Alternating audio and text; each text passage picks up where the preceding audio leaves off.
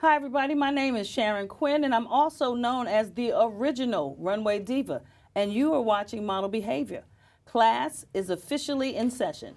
Now, my guest today is Brian C. Hawkins, a celebrity editorial media and runway hairstylist and makeup artist who has done media work for Bravo Television, Lifetime Television, and the NBC Network. Welcome, Brian, to Model Behavior. How you doing today? I'm doing good. Thank you very much. All right, so you know that this show was designed to teach those who coming up behind us and Correct. teaching them the way to get it right rather than wrong. Yes. So let's talk about what it is that you do. That was a big title. So you're a celebrity makeup artist and hairstylist. Celebrity hairstylist, makeup artist, and also I have my own salon business where I reside in Columbus, Ohio. Okay. Now you what's the word I'm looking for? Coming back and forth. Yes. Now we talked earlier. Tell me why that is important. Basically, I look at opportunity as opportunity, and when it's something that helps to build your brand and kind of help uplift and raise more recognition as far as who you are and what your talent is, then by all means, nothing should stop you from pursuing it. So the fact that I'm located in Columbus, Ohio, does not stop me from pursuing opportunities here in New York, opportunities in Miami, opportunities in Los Angeles, as well as other areas of the United States that I've been to. And you have a great support system. Tell us why that's important. Support system you have to have it. It keeps you grounded, it keeps you focused, and it keeps you motivated. Having the right people in your life, as far as for myself, my partner of 2 years, his name is Charlie, great support system, very encouraging. Having my parents, they have been my #1 fans since the beginning. You know, anytime I do something and it's printed or in a publication, you know, my mom wants to get 50 copies and, you know, pass them all out to her friends at church and all of that. And then just having a good network of friends that are in the business as well, that are on the same path as you, truly helps, keeps things going in the right direction. Now, what happens when you don't have a good support system? When you don't have a good support system, it shows. Things kind of decline. But also, I feel that personally, you kind of lose focus and you kind of lose yourself. What do you mean when you say lose yourself? Losing yourself in sense of direction, losing yourself in the sense of you're not inspired by anything anymore. You don't have that drive to pick up the phone or interact with people online and say, what's the next thing out there that's coming that I might be able to partake of? I myself am a networking beast. If it wasn't for networking, I'm pretty sure I wouldn't be where I am today. And I've come a long way, proudly to say. I started in the industry actually when I was 35 years old, and I'll be 43 next month. Hold up, because that was my next question. Yes. How did you get started? You started at 35? I went to cosmetology school, Paul Mitchell School, at 35 years old. Prior to that, I was in corporate America, hated it. It was not my thing. And I knew that, but you know, went to college, graduated, and kind of went down that path of get a job, benefits, yes. et cetera, et cetera, Yep. et cetera. But meanwhile, for me, for my heart, it wasn't what I liked. It wasn't what I lived for, because having a creative mind, and when you're kind of in a structured environment where you can't release that, kind of stifles you. So the company that I used to work for, they went through a big merge, and my department basically got cut. So it was an opportunity of either continue working or pursue what really makes me happy. Now, how did you know what made you happy? How did you know that hair and makeup was your thing? I've been playing in hair and makeup since I was a teenager. Oh, okay. Between my mom's hair, I've got like my girl cousins, and I'll admit it, yes, I played with their dolls and, you know, nothing wrong with that. You know, did all that stuff. So it was always in me. And I just always have had a passion for it. So, you know, there was a fear factor of, wow, I'm going to be, you know, 35 starting off into this. But what made it different for me was I knew what I wanted to do. Because when you're at that age in your life, you kind of have to, when you're especially focusing, whether it's cosmetology or anything that you're going to school for, at that age, you know what you want. You know what you want to do. And there's no sense of doing it kind of lackadaisical or, you know, just kind of putzing through it. So for me, it was it's what drove me to really get into it and really make a name for myself and make myself proud, as well as my family and friends.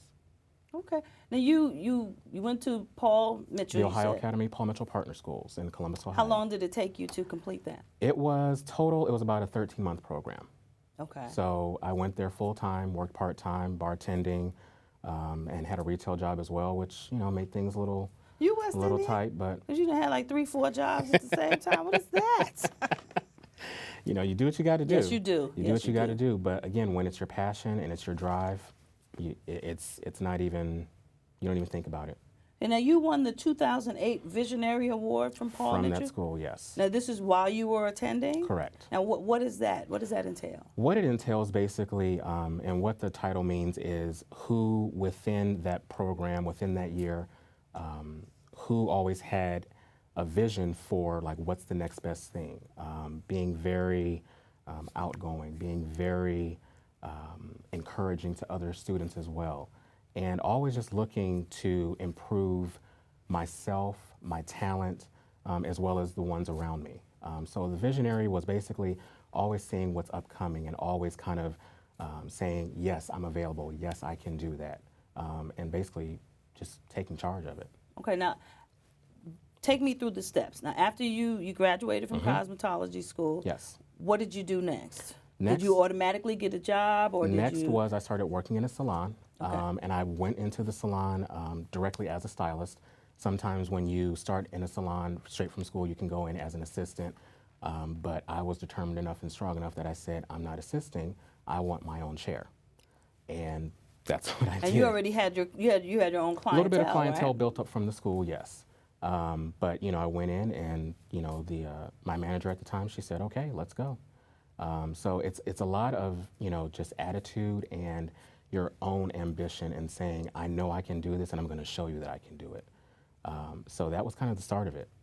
And after you did the salon thing, I'm trying to So I'm figure still- how you got to you made the jump from going from salon to celebrity clientele. How did that Well, work? that kind of merged into with a lot of freelance opportunities that I do. So while working in the salon, I take advantage of being lead hairstylist for Mercedes-Benz Fashion Week. Ooh. Being lead hairstylist for Full Figured Fashion Week. Yes. This year will be season 4. Thank you very much. So with those opportunities, being part of the hair team for Project Runway, being part of the hair team for, there was a show on NBC called Fashion Star. Yes. I was part of that hair team.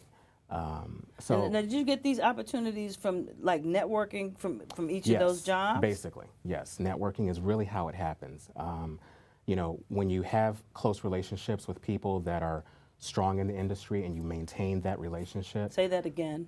Yeah, let's just say that again. When you have a strong relationship with people in the industry and you maintain that relationship, and you maintain it in a way that you still show that on my side, I'm still, for lack of better words, worthy of being considered for this opportunity because my work still speaks for itself.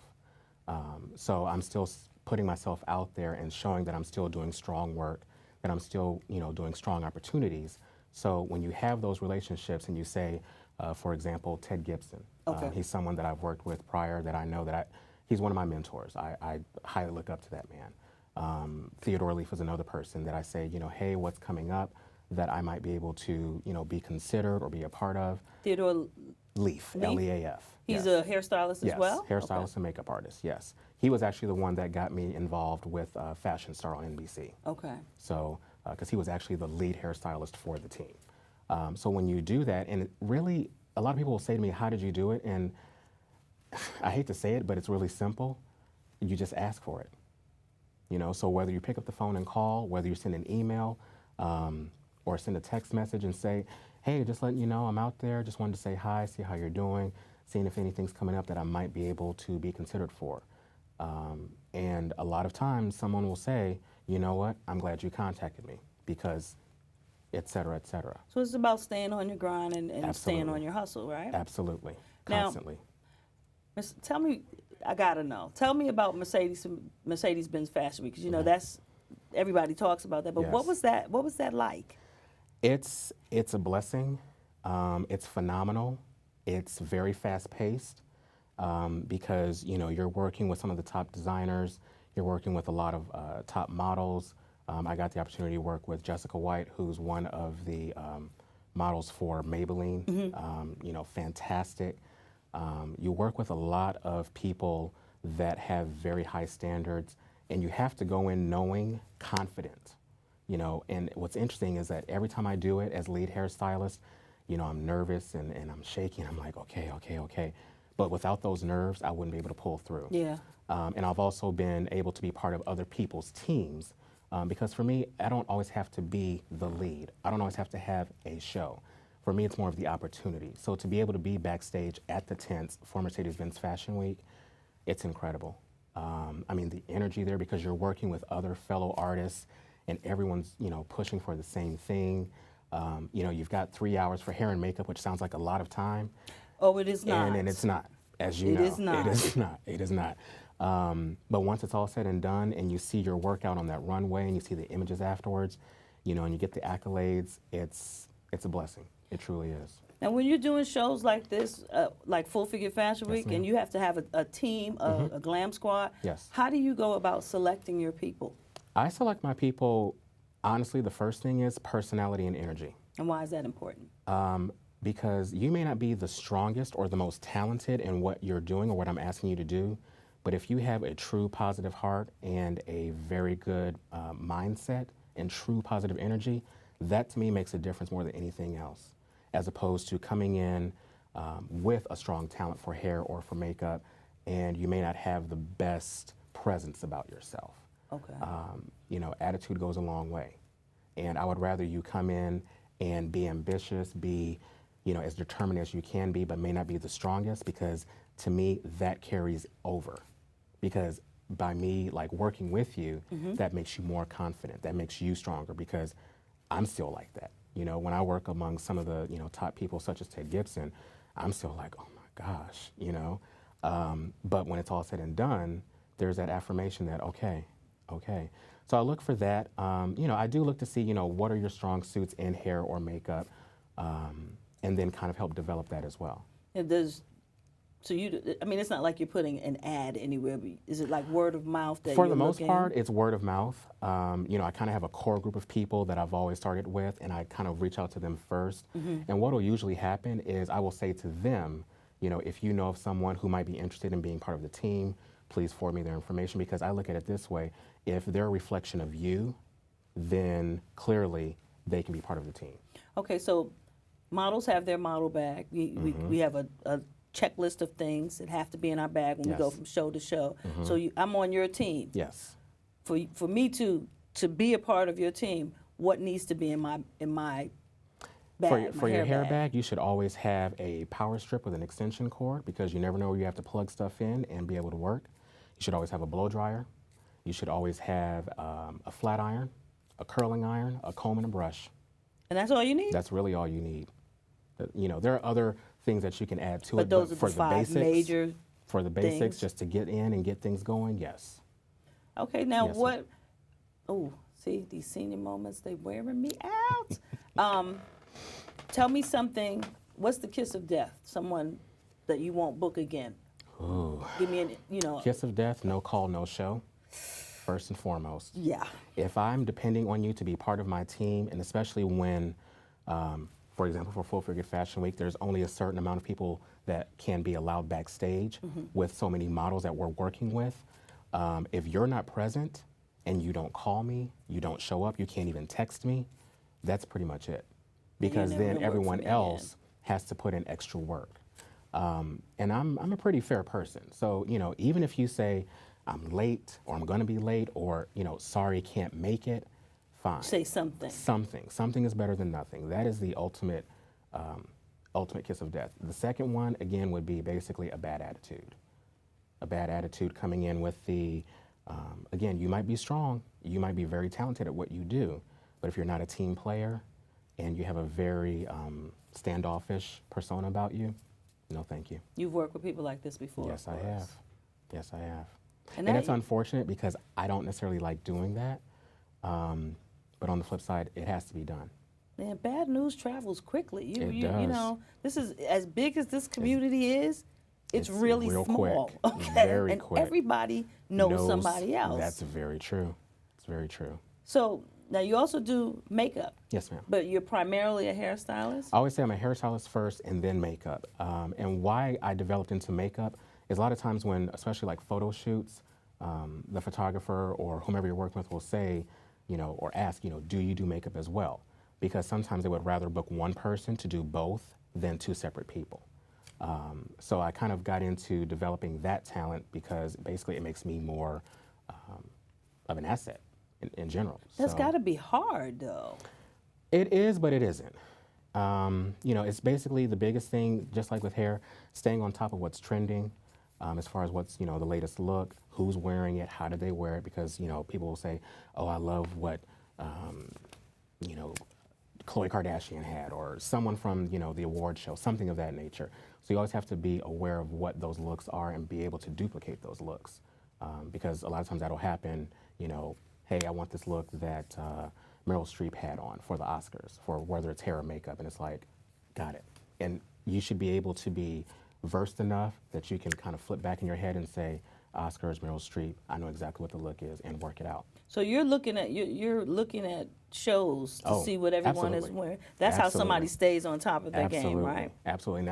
Whether I'm looking at it live, like from my living room, or whether I'm flipping through Facebook or Twitter or something like that. But yes, you have to know what those trending looks are. Absolutely. Okay, that's interesting. Now, you any plans for you to? I mean, where's the book? You got you working with these big names. You're doing all this great work. I'm a simple guy. I really am. I mean, I have a lot that I'm very proud of, that I've worked for and worked hard for through the years and still continue to work for. My latest things, I'm lead hairstylist for Salon Graphics, which is a hair product. Excuse me, what I do with them is help develop new products for their hair care line to expand it, as well as just promoting the brand, whether it's through fashion shows, photo shoots, some how-to tutorial videos of how to create a certain look.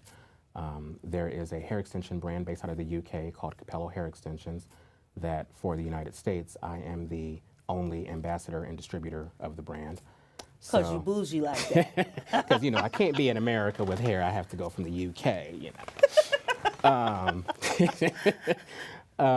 What else? I mean, so, Tell me, since we're talking about hair. Sure.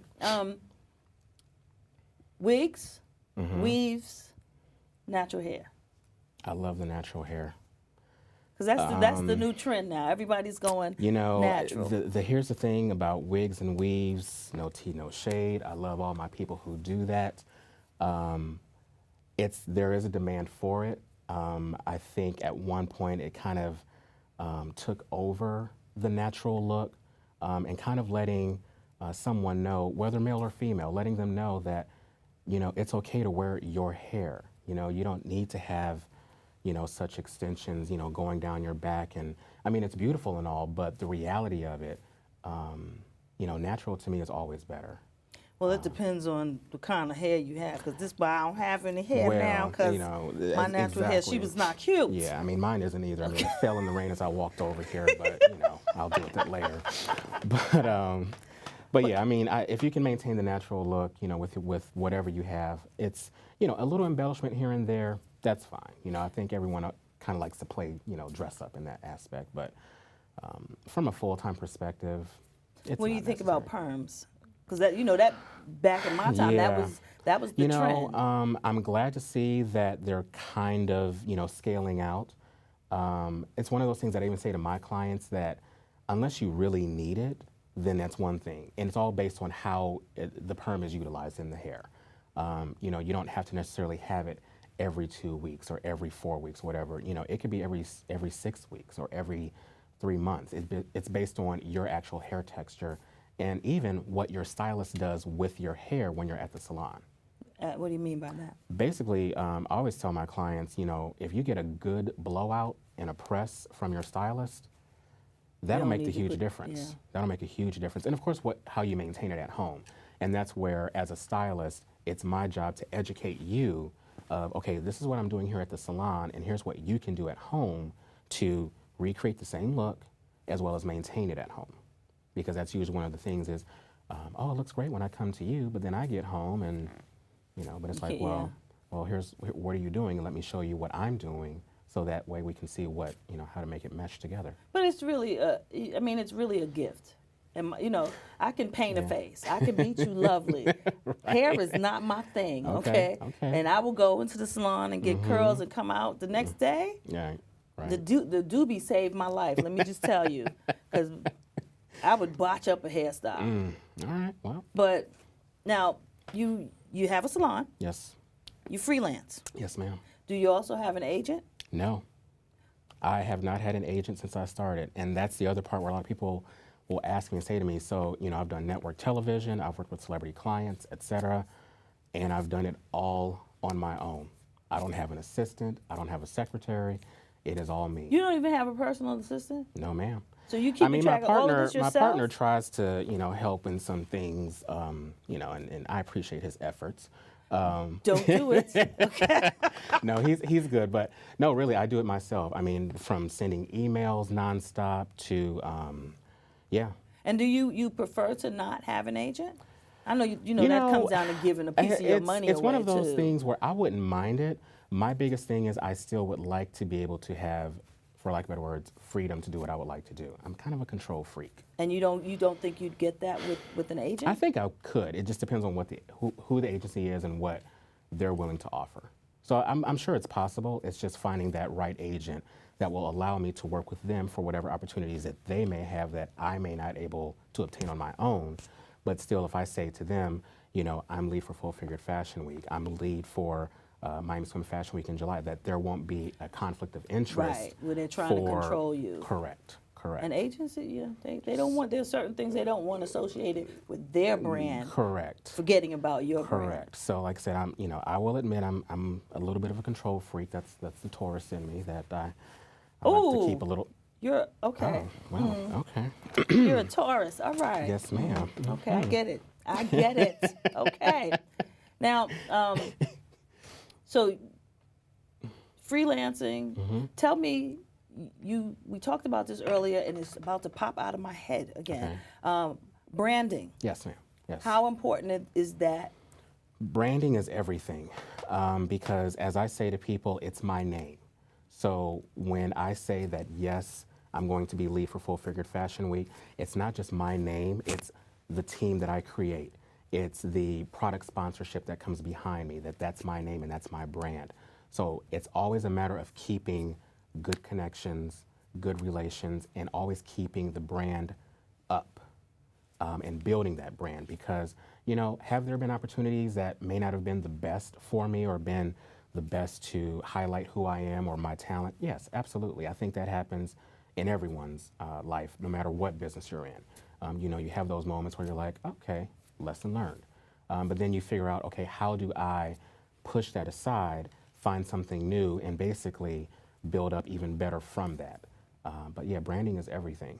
So, it's funny because I say Brian C. Hawkins as my brand, but I'm Brian or Brian Hawkins or Bri, as my mom likes to call me. But yeah, Brian C. Hawkins is my brand. And because when you take the time to build it, and again, me starting kind of later in the industry, it's something that I'm very proud of and protective of. Well, you keep saying that you started later in the industry. I get it. Yeah. Because I didn't get signed with an agency till I was about 37. So right. I get it. But I don't want you to say that you started late. You started at the right time. I started when I needed to start. You started at the right time because the creator will move things out of the way. Yes, ma'am. In order for you to pursue your passion. And some of us don't listen and toil away for 20 years until they learn it the hard way. But you came in just when you were, and it's interesting you say that because even my mom had said to me one time years back, she said, imagine had you done this, fresh out of high school, which of course I'm like, let's not have the conversation because you and my daddy said, nope, you are going to college. So I said, okay. So we're going to shut that down. But dare I say you needed to do that because you're absolutely. a hell of a business person. Thank you. This is why you don't need an assistant. And that's the thing, like I'm glad for the opportunity of going to college and getting my degree because my major was business administration and I minored in psychology. Ooh. So it plays pretty strong.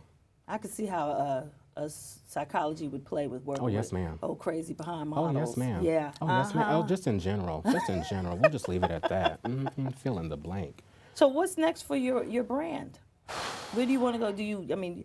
I'm sitting here and listening to you talking. I'm going book, Right. line of hair products. I don't know. Again, I'm working with Salon Graphics, and helping them develop their brand stronger. So that in itself to me I'm very proud to be a part of that process, to know that when they send me a product and they ask me specific questions of, how does it make the hair feel, and the scent and the touch and how it basically works into the hair, to see that product develop to the final and then see that, on the shelves and think to myself, I helped that, I did that, that's a very proud moment.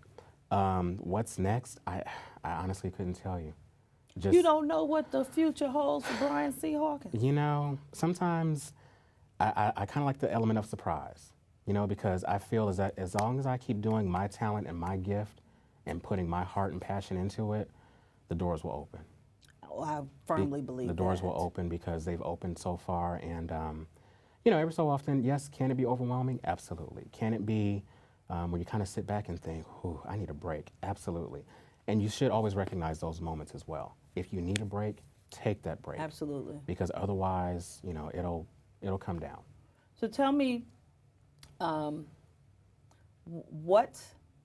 me a highlight, a high point in your career thus far. Something that, it was just like a big whoa moment.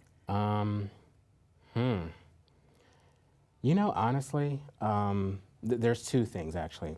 And I say his name, but again, he's someone I truly look up to, is Ted Gibson. When I first got the opportunity to meet and work with him backstage at Fashion Week, I was so nervous, and I was so this and just like, oh my gosh. And his approach was just so loving and warm. And that stood out to me, because it said, no matter who you are, no matter what you've obtained, always be yourself and be real. That's wonderful. Yeah. Well, we're almost out of time. But I'd like to thank my guest, Brian C. Hawkins, for sharing his knowledge with us today. And you really, you laid it out. I appreciate that. Thank you very much. Now, before I go, I want you to leave you with a few thoughts. I want you to always remember to surround yourself with positive people and positive things. Remember, you can't change the game until you first learn the game. Yes, ma'am. And lastly, do what you love and love what you do. My name is Sharon Quinn. You have been watching Model Behavior. We will see y'all next Saturday at 11:30 sharp on M&M Lifestyle 2. Remember to like us on Facebook and follow us on Instagram and Twitter. Thanks for watching. Class is dismissed. Bye.